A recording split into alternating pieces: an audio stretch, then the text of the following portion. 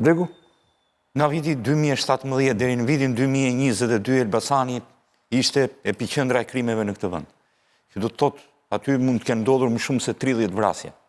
Disa tashmë pothuajse të gjitha janë të zbardhura për shkak të skaj dhe enkroçat sot, jo për ndonjë merit të policisë apo të prokurorëve vendas atje, qoftë edhe të prokurorëve të Spakut, por pjesa më e madhe e tyre janë në gjykim për shkak të komunikimeve që ata kishin në skaj dhe enkroçat, dhe në vitin 2022 pothuajse ram në një qetësi të plot dhe nuk ishim asnjë sinjal nga Elbasani që vazhdonin aktivitetet kriminale.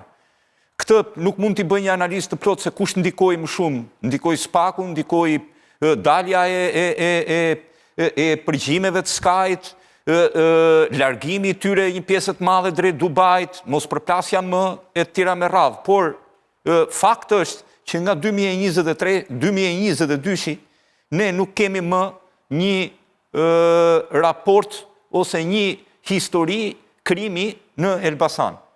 Vjen në dhjetor 2025. Tani, ajo që unë analizoj është, a është kjo një vrasje e veçuar? Shpresoj shumë që tjetë një vrasje e cila nuk ka në thelbin e saj përplasje në trafikun e drogës ose krimin e organizuar.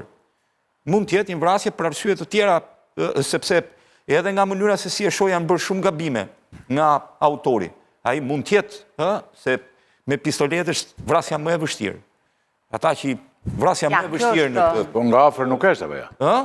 Nga shumë afër nuk është e vështirë. O dhe nga 1 metër gabojnë njerëzit. Me Kalashnikove kryen. Po, në Malë të Zi ati shka u kemba. Po, mirë, ajo është tjetër, po, të gjithë ata që kryen krimin. Një nga njerëzit më të rëndësishëm në botës krimit, më të rëndësishme e botës krimit, nuk e vrau dot. Pistoleta është... Dhe shpëtoj për shkak të pllakave kineze. Pistoleta në qitje është gjëja më e vështirë, se Kalashnikove është një godet me dhjetra në sekond. Dhe një nga ato, po të kapi është vdekje prurës për shkak të kalibrit madh që ka automatiku. Pistoleta është më e vështira. Duhet jesh afër dhe duhet sigurohesh. Dhe me pistolet nuk është se ke një saktësi. Autori ka qenë shumë i sakt dhe duket që ka kryer qitje të tilla dhe herë të tjera.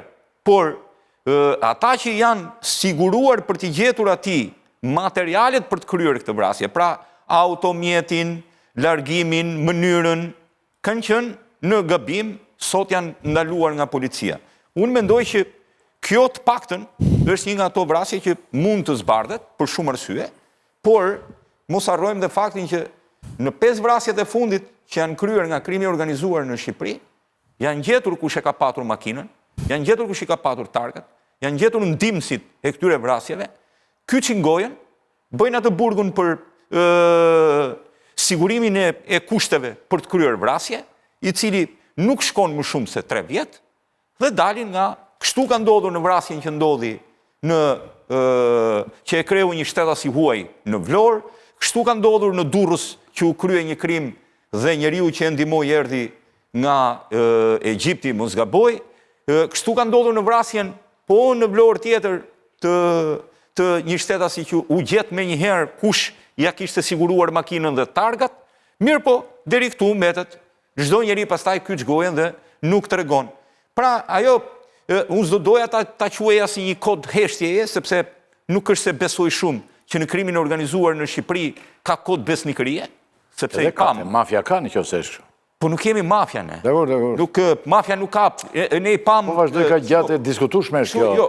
Zoti Bregu është e diskutushme. Lutem, kështu i dinim më përpara pa dalë ky skaj. Po kur i lexuam këto që efton për drek edhe i shkruan atij tjetrit, atja fus tani një plumë shpejt domethënë, apo ti hap makinën edhe ti vën e bombet, ti lë sikur po i jap gjys kile raki për t'jatin. Kështu që nuk kanë më mafia do të thotë kur të vret të çon fjalë që jam unë. Dhe mbyllë gojen me të gjithë tërësinë e saj. Pra peshon. Këta janë në shoku që ka vrarë shokun, në një pjesë kam hasur histori të tilla ku pjesa më e madhe fatkeqësisht e cila nuk ka lidhje me nderin dhe me mafian. Mafia në nderin e saj nuk mund shkosh me një grua të martuar, dhe jo me gruan e shokut. Pjesa më e madhe e këtyre kanë shkuar në mënyrë të tillë. Po mirë, mafia moderne tani. Po ç'mafia moderne është kjo, po pse mbaruan femrat në këtë botë që të shkosh me gruan e shokut, tani të lutem. Dakor, po ndoshta Nëse kjo. Se dhe mafia ka përparimin e vetëm. Për të ulur nuk ka. Nderi nuk bëhet thoj. Në Shqipëri nuk modernizohet. Në Shqipëri ekziston kush ka më shumë para fiton. Qartë. Të vërtetë. Kjo është e gjitha. Kjo më duket një vrasje e ndërtuar disi shumë keq, por kryesorja, për ta mbyllur me një fjali, kryesorja është, a ka vazhdim? Se po pati vazhdim, Elbasani është një histori e cila po nisi, zor të nisi, po nisi, vazhdon shumë. Ferdinand, që dhe televizë? Jo, desha të rjetë e fenomeni. Fenomeni është kjo që po shohim kohët e fundit. Që ndodh një vrasje. Për të thotë konkretisht ka ky përktetet e fenomeni e mundani. Se zbulshmëria e krimeve fenomen duket nivele shumë të ulta. Dhe do të pyesja konkretisht çfarë është zbuluar për Rinasin dhe ato që nisi Lala. Çfarë ndodh? Edhe të konkludojmë. Tela? Dje ishte ditë e diel. Dhe vrasja, ata të Elbasanit e dim, po çdo njeri që kalon aty e kupton, vendi ku ka ndodhur vrasja është në hyrje të qytetit Elbasanit kur vjen nga Librazhdi. Pra, o do futesh në qytet brenda, kur vjen nga Librazhdi, jo këtej. Kur vjen nga Librazhdi. O do futesh në qytet brenda, o do marrësh atë unazën që ndjekin në gjithë kombinit. Lumit. Tani, unë dje e kam bërë këtë rrugë. Nga fshati Dragostuni Matan Librazhdit dhe deri te ky vendi këtu janë 27 kilometra. 27 kilometra mes orës 7 dhe 8 të mbrëmjes, që e kam bërë këtë rrugë, kanë qenë 27 kilometra trafik. Pra nëse do ta mendoni trafikun nga banka, Pejistenishi, po themi, makinat rresht në njërën anë. 27 kilometra që lëviznin me 5 kilometra në orë. Dhe vrasja ka ndodhur në këtë orë? Vrasja ka ndodhur pak më vonë.